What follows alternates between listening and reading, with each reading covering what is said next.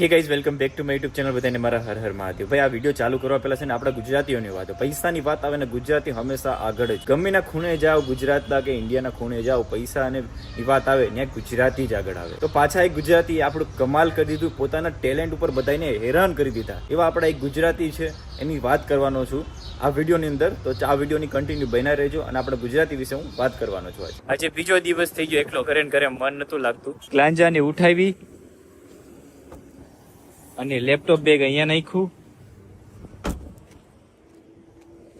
અને 7 દિવસના કપડા લીધા બેગમાં અને અત્યારે ભાવનગર ભાલમાં ઉભો છું. પ્લાન નતો બ્લોગ બનાવવાનો, પણ શું કરું યાર, ગમતું નથી પલક વગર. એકલો છું તો ટ્રાવેલિંગના વિડીયો બનાવું ને, એમ કે પલક તો સાથે નથી રહેવાની. હવે પલકના બ્લોગમાં વારે વારે વાતો કરું, કંઈ ફાયદો નથી. તમારી શું રાય દેવી છે? તમે ખુશ થયા નથી થયા? અમે ભાઈ અલગ થયા ખુશ થયા નથી?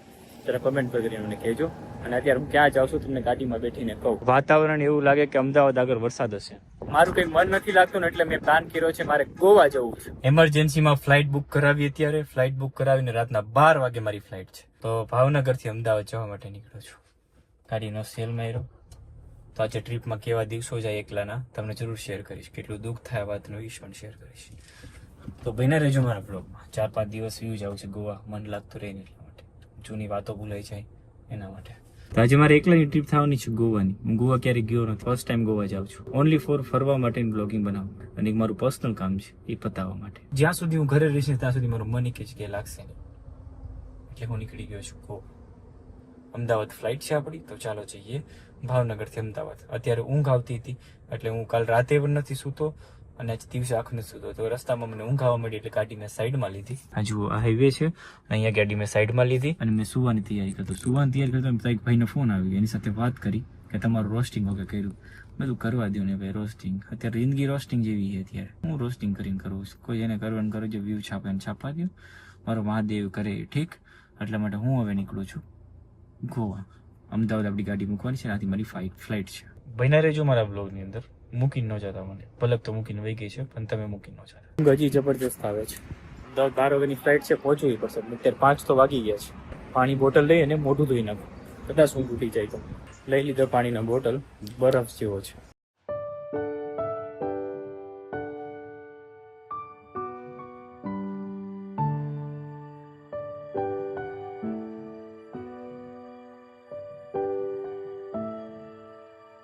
નસીબમાં ઊંઘ છે ને લખેલી નથી લાગતી. ચાલ આવે ત્યારે ઢગલો ભરીને આવે નહીં તો કે ઊંઘ ન આવે.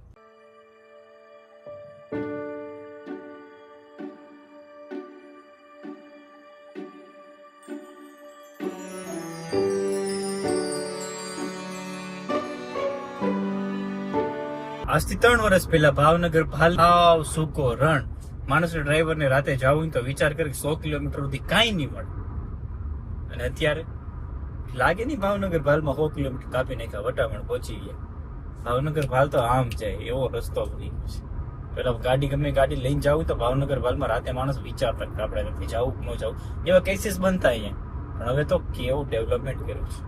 હાઈવે જોઈને એમ થાય કે હું ક્યાં ભાવનગર છું જ કંઈક બીજે જ ચાલુ છું. અમદાવાદ રહ્યું છે 60 કિલોમીટર અને અત્યારે મને તાવ આવી રહ્યો છે.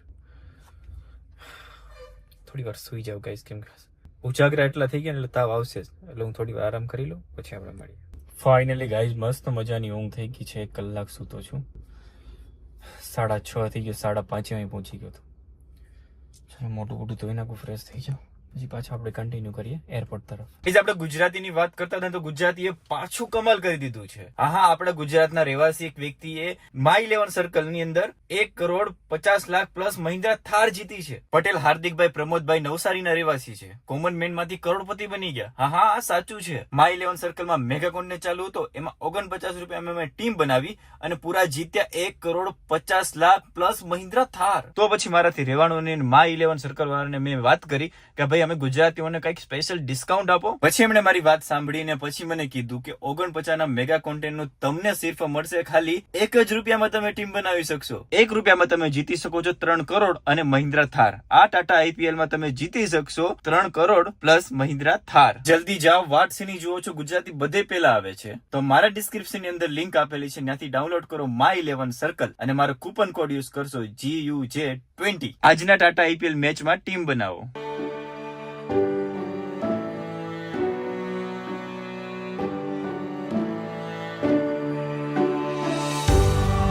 તો ફાઇનલી ગાઈઝ અમદાવાદ પહોંચતા છે ને રાત પડી ગઈ મારે. અને અમદાવાદનો ટ્રાફિક 7 વાગ્યા અને 8 વાગ્યા પછી તો જોરદાર હોય. 16 કિલોમીટર કાપવામાં મેક્સિમમ 1.5 કલાક થઈ છે.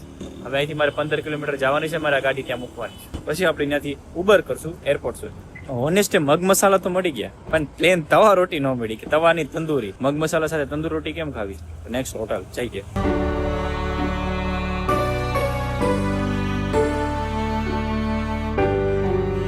ત્યાંથી 7 કિલોમીટર ચાલ્યા ને પછી એક હોટલ આવી, કાઠિયાવાડી, ખોડિયાર કાઠિયાવાડી. તો ત્યાં જઈએ. હમણાં જિંદગી ક્યાં ગોટાડે હાલે ને કાંઈ નથી ખબર. ગાડીમાં સુવાનું, ગાડીમાં ઉઠવાનું, આમ જાવું તેમ જાવું. સાચું યાર, હું ગોવા એક કામથી જાઉં છું. દિલથી કહું તો ગોવા એક કામથી જાઉં છું, પર્સનલ એક કામ છે એટલા માટે જાઉં છું. મગ મસાલા માટે અમે 3-4 હોટલ ગોઈતી પણ મળી નહીં. આખરે રીંગણાનો ઓળો ખાવો પડ્યો. ફાઇનલી ગાઈસ તો જમવાનું આવી ગયું છે, જમી લીધું ને 10 વાગી ગયા અને વહેલું પહોંચવું પડશે કેમ કે એરપોર્ટ ની અંદર જ 2 કલાક થશે ચેકિંગમાં. આપણી ગાડીને પાર્કિંગમાં છોડવા જવાની, જલ્દી ઉઠાવીએ અને પાર્કિંગમાં મૂકી આવીએ. ગાડી પાર્કિંગમાં છોડી દીધી અને હવે હું જાઉં છું ઉબર કરીને એરપોર્ટે. ઉબેર કરતો તો પણ ભાઈની રિક્ષા મળી ગઈ કે ચાલો હું તમને એરપોર્ટ છોડી જાઉં. મેં તો તમે લાભ લઈ લો, 100 રૂપિયામાં એક મૂકી જાઓ. ઉબેર કરશો તો તમને 200-250 રૂપિયા થશે. મેં તો તમે મૂકી જાઓ, તમે લાભ લઈ લો.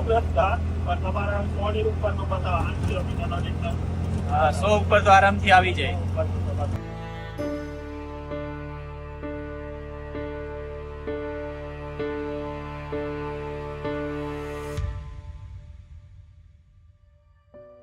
એરપોર્ટ પહોંચી ગયા અને હવે ચેકિંગ કરી લઈએ અને અંદર જઈએ. પછી આપણે બધા મળીએ કેમ કે લેટ ખાસું થઈ ગયું છે.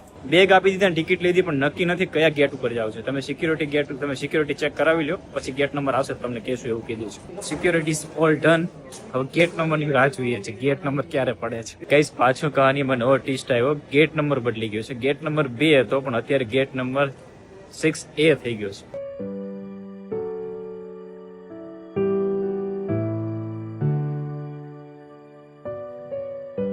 બોર્ડિંગ ટાઈમ સ્ટાર્ટ થઈ ગયો.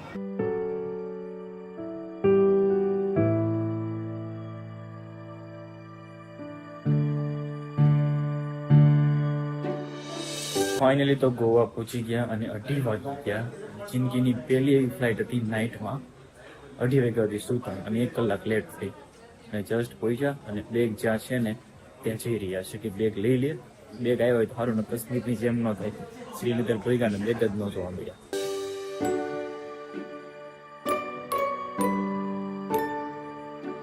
જે તમે જોવો છો ને ગાઈઝ, ગોવાનું એરપોર્ટ છે અને અહીંયા પણ પબ્લિક નથી જુઓ. અને હવે બેગ્સ ની રાહ જોઈએ છે કે બેગ આવી જાય તો અમે લઈ અને નીકળીએ શાંતિથી. આ હોય છે બેગ મૂકવા માટે, મારે યુઝ કરવું પડશે બેઠવા માટે કેમ કે મને છે ને ગોટો ચડે છે. મારા શરીરમાં મારે ગેસની પ્રોબ્લેમ એટલા માટે રહી છે કેમ કે મારે ખાવાના ઠેકાણા.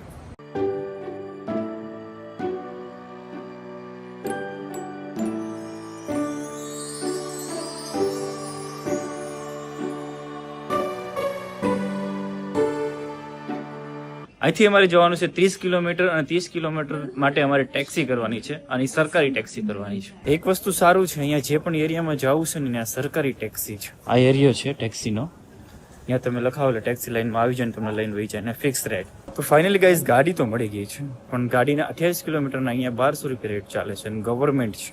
આ છે આપણી ટેક્સી અને આ આપણને મૂકવા માટે આવે છે.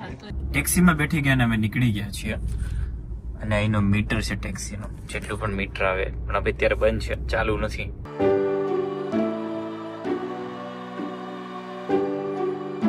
તો ફાઇનલી ગાઈઝ આજના બ્લોગમાં એટલું જ હતું. તો ચેનલને સબસ્ક્રાઇબ કરજો, બેલ આઇકન દબાવવાનું ભૂલતા નહીં, વિડીયોને શેર કરી દેજો. અને હા, ખાસ કરીને મારી ડિસ્ક્રિપ્શનમાં લિંક આપેલી છે My11 સર્કલની, તો My11 સર્કલ એપ ડાઉનલોડ કરજો અને ટીમ બનાવજો. અને ટાટા IPLમાં ખાસ કરીને ટીમ બનાવજો અને પ્રમોદભાઈની જેમ તમે પણ કરોડપતિ બની શકો છો. ચાલો તો બાય બાય, મળીએ નવા બ્લોગની સાથે. Bye bye.